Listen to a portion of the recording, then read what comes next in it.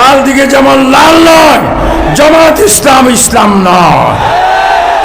আজকের সরকার, বর্তমান যারা ক্ষমতায় আছেন, তাদের সরকারের আমলেই এই প্রিয় দেশ স্বাধীন সোনার বাংলাদেশে মাজার ভাঙার চমৎকার আমরা দেখতেছি।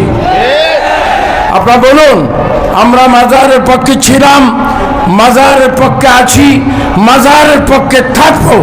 কেউ যদি মাজারকে ভাঙার চেষ্টা করে, সকল সুন্নি জোট এক হয়ে তাদের প্রতিবাদ করতে চাই কি চাই না। আর কিছু কথা বলবো, কথা বলার অনেক। এটা আহলে সুন্নাত ওয়াল জামাতের জোট। আমরা এতদিন ভোট দিয়েছি জামাত ইসলাম, যদিও জামাত ইসলাম তাদের আসল ইসলাম নয়।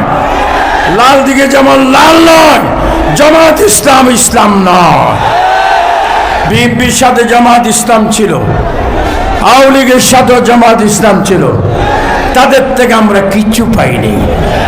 ভবিষ্যতে যদি জাতীয় সংসদ থেকে এমপিদের থেকে আপনারা কিছু পেতে চান, এই জোটের নেতৃত্ব যেই থানায় যেই কেনে যাবে, সকল সুন্নিগণ ঐক্য হয়ে সেই প্রার্থীকে ভোট দিয়ে জাতীয় সংসদে আমরা পাঠাইতে চাই কি চাই না।